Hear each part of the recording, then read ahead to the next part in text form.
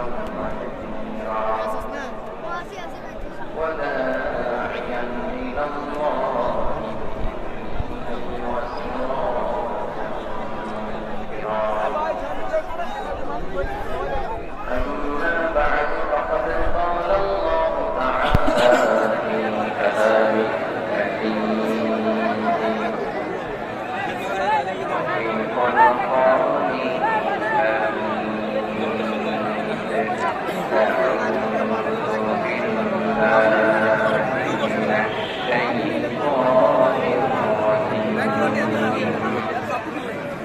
بسم الله الرحمن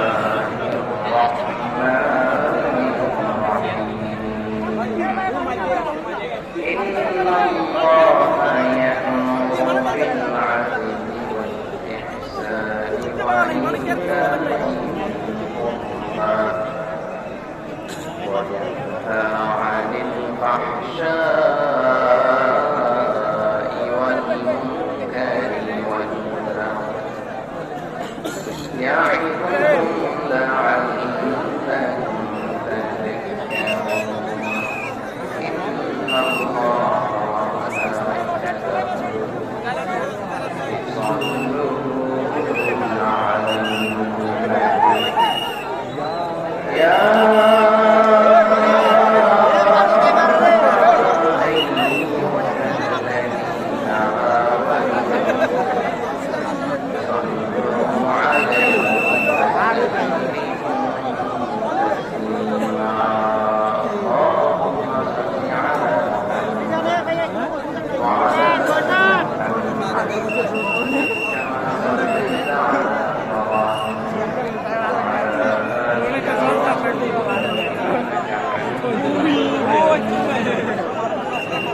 اللهم بارك على محمد وعلى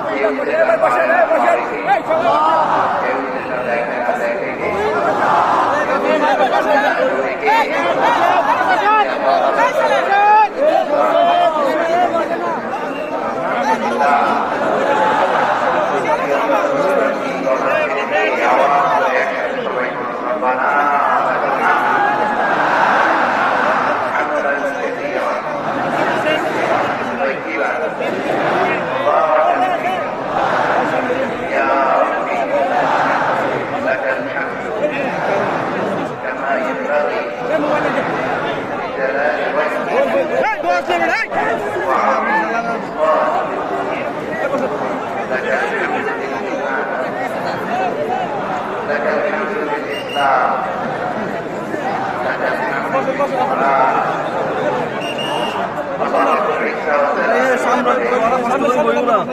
محمد كما باركت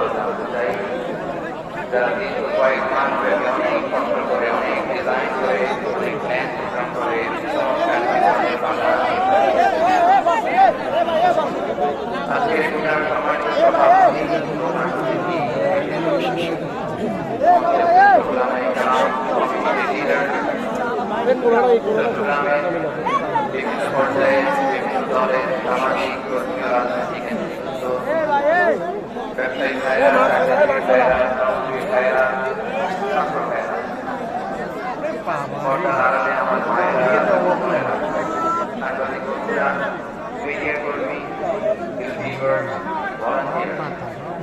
সবাইকে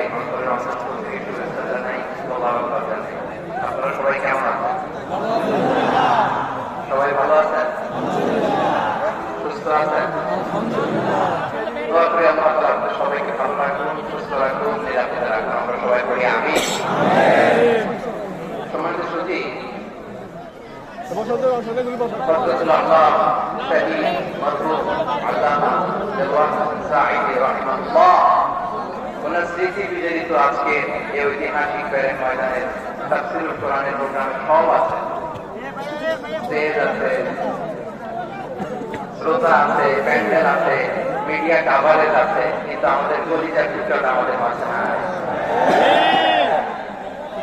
আজকের এই প্রোগ্রামে আলোচনা করে এই চেয়ারে আমি না বসে ওই শ্রোতাদের কাতারে বসে যদি আমাদের আল্লামা নুরানী চেহারার দিকে তাকিয়ে ওয়াজ শুনতে পারতাম, আমাদের হৃদয়টা ঠান্ডা হয়ে যেত, আমাদের তৃষ্ণার হৃদয় শান্ত হতো। সব আজকে আছে, কি যেন নাই, ঠিক কিনা বলে?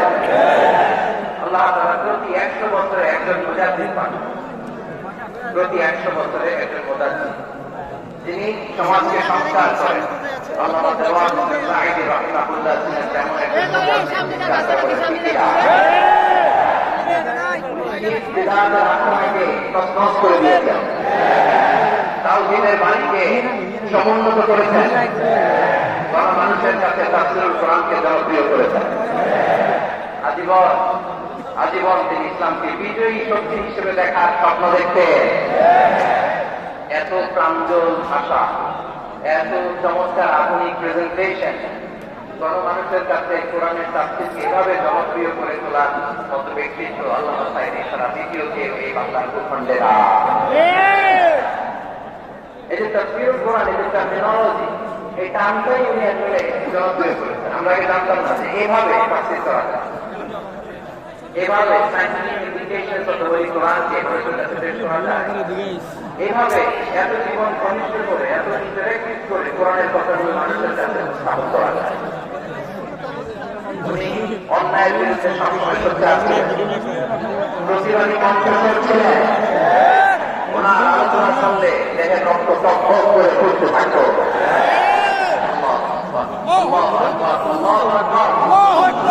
He was a strong mouthpiece of Islamic revivalism, Islamic জাগরণের strong mouthpiece ছিলেন আল্লামা সাঈদী রাহিমাহুল্লাহ। অনেক গল্পে আমরা বলেছি, এমন জীবন তুমি করিবে গর্ব, মরণে হাসিবে তুমি, কাঁদিবে গর্ব। গোটা বিশ্বকে তিনি কাঁদিয়েছেন। আল্লাহ যখন ইন্তেকাল করলেন, আমি তখন মালয়েশিয়া থেকে যুক্তরাষ্ট্রে একটা কনফারেন্সে যোগ দিতে যাচ্ছি, কাতার এয়ারলাইন্স। মালয়েশিয়া থেকে দোয়া জানাচ্ছিলাম, দোহায় যখন আমার প্রান্তি, তখন শুনতে পেলাম যে আল্লাহ বিদায় নিয়েছেন। সোশ্যাল মিডিয়ায় শুনে বিশ্বাস করতে পারলাম না। মুহূর্তের মধ্যেই মাসুদ সাঈদী ভাইকে মেসেজ করলাম, উনি কোনো উত্তর দিতে পারলেন না। মাসুদ ভাইয়ের সাথে যখন কোলাকুলি করি, আমাদের শামীম ভাইয়ের সাথে যখন কোলাকুলি করি, মনে হচ্ছে আল্লাহ সাঈদী গ্রাম ভাই। শরীরটা ভিতরে কি কাঁপছিল, নিজেকে মানাতে পারছিলাম না, বিশ্বাস করতে পারছিলাম যে আসলে আল্লাহ বিদায় নিয়েছেন। 12 ঘন্টার ফ্লাইটে উঠলাম, ইন্টারনেট থেকে বিচ্ছিন্ন হলাম, আমার পরে শুনলাম আল্লাহু আকবার, যেখানে ওনাকে কবরস্থ করার কথা ছিল সেখানেও কবর দিতে দেওয়া হয় না। ছবিগুলো দেখতে লাগলাম, হাসিমা ঠাকুর, হাসিমা নিখোঁজ দেহটা, মরণে হাসিবে তুমি, কাঁদিবে তুমি। From east to west, from north to south, the entire globe, গোটা বিশ্ব ওনার জন্য কেঁদেছে, গোটা বিশ্ব কেঁদেছে। কাবার কিনার ধরে ধরে মানুষ চিৎকার করেছে। এর চেয়ে শ্রেষ্ঠ মৃত্যুটা হতে পারে? আমাদের আল্লামারা কি পাওয়ার ছিল বলেন? আর কি পাওয়ার ছিল? যারাই দুনিয়াতে আসতে পারে ইন্তেকাল করবে, এটা আমরা মেনে নেই, এটা আমরা জানি। কিন্তু অবাক করার বিষয় হচ্ছে, আমরা আজও জানি না আমাদের আল্লাহ কি স্বাভাবিক হয়েছে নাকি এটা পরিকল্পিত মেডিকেল ক্লিনিক ছিল। এটা যে পরিকল্পিত মেডিকেল ক্লিনিক ছিল, এটা ধারণা করার পেছনে অনেক কারণ আছে। তিনি আধিপত্যবাদের বিরুদ্ধে সোচ্চার ছিলেন, ব্যক্তিবাদের বিরুদ্ধে সোচ্চার ছিলেন, রাজনৈতিক প্রতিহিংসার শিকার ছিলেন। এজন্য এটা মেডিকেল ক্লিনিক হতে পারে, এ ধারণা আমরা করতেই পারি। আওয়াজ করে বলে ঠিকই না। যে সময়টা আমরা কাটাচ্ছি, এত সুন্দর সময় বাংলাদেশ আর পাবে না। আমাদের জন্মের পর থেকে চর্চার সময় আমরা পাই নাই। এটাই আসল সময়। আমরা ইন্টারিম গভর্নমেন্টের কাছে দাবি জানাই, উচ্চতর তদন্ত কমিটি করে এটা কি হত্যাকাণ্ড ছিল নাকি স্বাভাবিক মৃত্যু ছিল, এই রিপোর্ট গণমানুষের কাছে প্রচার করে জানাতে হবে। এই দাবির সাথে কি সবাই আপনারা একমত? একমত, হাত করে দেখা।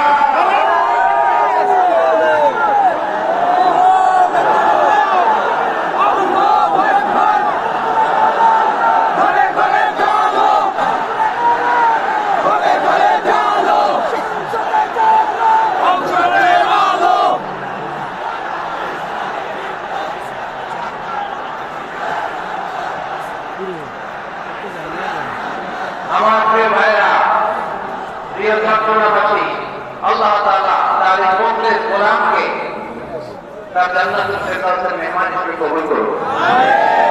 তার জীবনের সকল খেদমতগুলোকে কবুল করুন। জান্নাতুল ফেরদাউসের আলা মাকামে তাকে মেহমান হিসেবে কবুল করুন।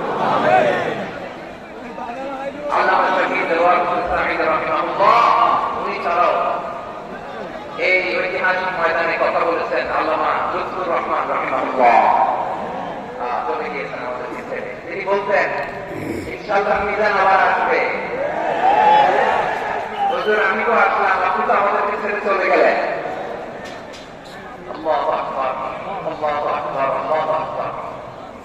গলায় সুর ছিল, সুর দিয়ে কথা বলছেন না, কিন্তু এত চমৎকার শব্দের গুণ, এত চমৎকার প্রেজেন্টেশন, এত চমৎকার ভাবে ঐতিহাসিক ঘটনাগুলি উপস্থাপন করছে, মন্ত্রমুগ্ধ হয়ে আমরা আল্লামা লুৎফুর রহমান কথা শুনেছি। আমরা হযরত লুৎফুর রহমান রাহিমাহুল্লাহর জন্য এই বিশাল ময়দান থেকে দোয়া করছি, আল্লাহ তাআলা আমার এই খাদেমকে জান্নাতের মেহমান হিসেবে কবুল করে রাখুন। আরো অনেক আল্লামারা এখানে কথা বলেছেন, বিশেষ করে বাইতুল শরফের মরহুম বিষয় থেকে শুরু করে আরো যারা যারা তাওকাতুল্লাহ ওলামায়ে কেরাম এই চট্টগ্রামের ময়দানে কথা বলেছেন, আলো ছড়িয়েছেন।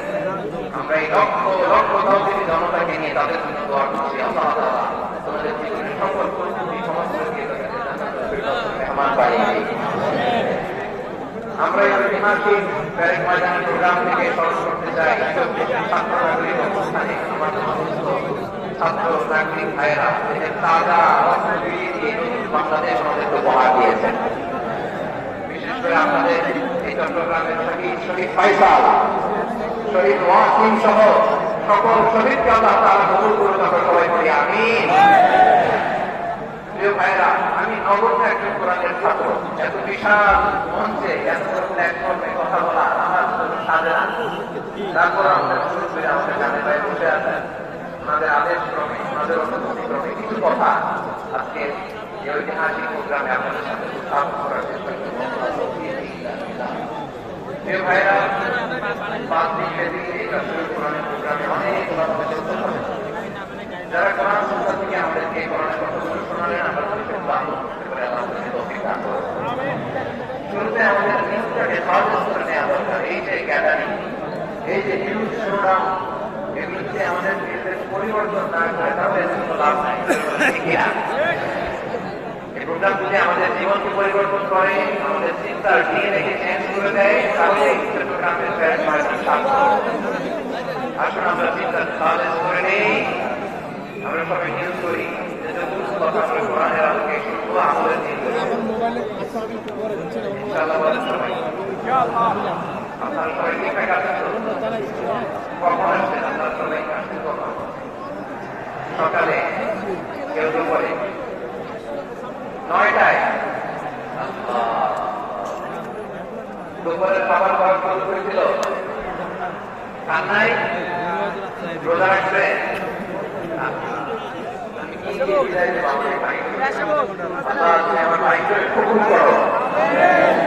ইসলামের পক্ষে এই গণজনকে আগামী বাংলাদেশের ইসলামের জন্য তুমি কবুল করো। সেই ভালোবাসা ইসলামের জন্য হয়, সেই গণজন কোরআনের জন্য হয়। পৃথিবীর কোন শক্তি দিয়ে সেটাকে আটকানো যায় না, ধরে বলেন ঠিক কিনা? এজন্য গ্রাজুয়ালি, সিস্টেম্যাটিক্যালি, মেথোডোলজিক্যালি আমাদেরকে আগাতে হবে, শুধু আবেগ দিয়ে নয়। আমাদের কথা অনেক বেশি, সময় অনেক কম। বিশ্বে দিক থেকে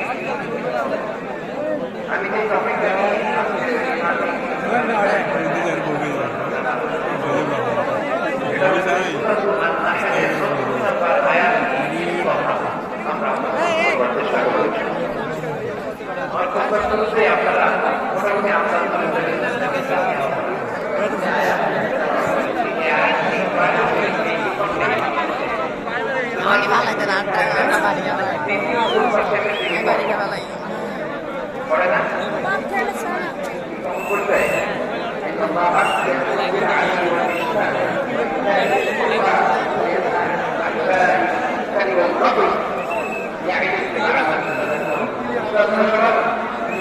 আসলে আমরা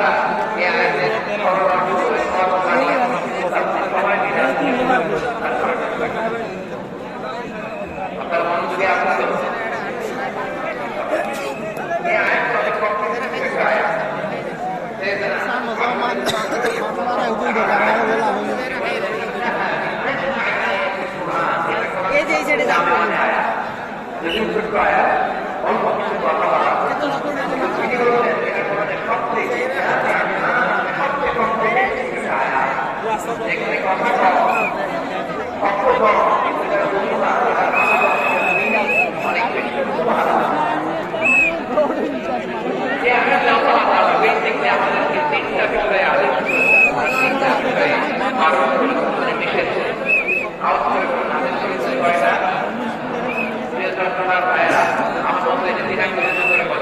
আদেশ করেছেন কয়টা, আবার নিষেধ কয়টা, মানব তো আমরা ইনশাআল্লাহ বলে সবাই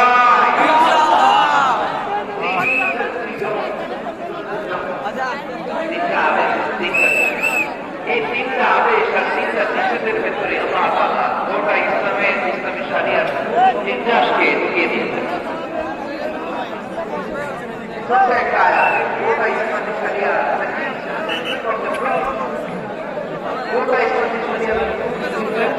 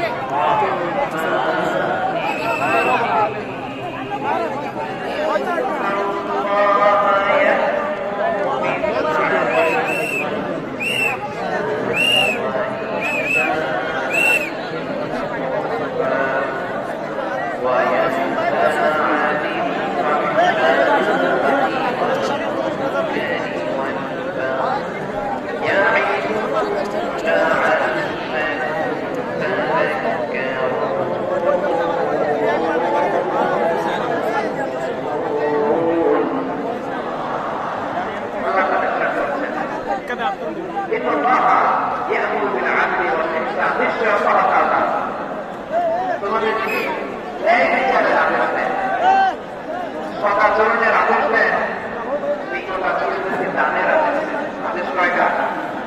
আওয়াজ করে সবাই বলুন তো কয়টা? নিশ্চয়ই আল্লাহ তাআলা তোমাদেরকে ন্যায় বিচারের আদেশ দেন, সদাচরণের আদেশ দেন, তিনি তোমাদের নিকটাত্মীয়দেরকে দানের আদেশ দেন, আর তিনি তোমাদেরকে অশ্লীলতা থেকে নিষেধ করেন, মন্দ কাজ থেকে নিষেধ করেন, অবাধ্যতা সীমালঙ্ঘন থেকে নিষেধ করেন। তিনি তোমাদেরকে উপদেশ দেন যাতে তোমরা শিক্ষা গ্রহণ করো। সুবহানাল্লাহ। উপদেশ দিচ্ছে স্বয়ংকে, শিক্ষা দিচ্ছে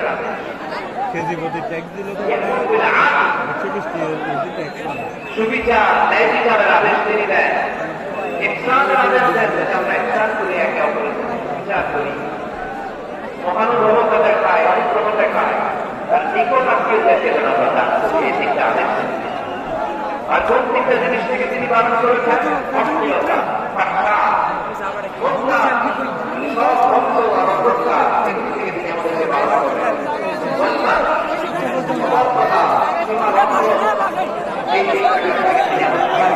তিনি আমাদেরকে উপদেশ দেন, যাতে করে আমরা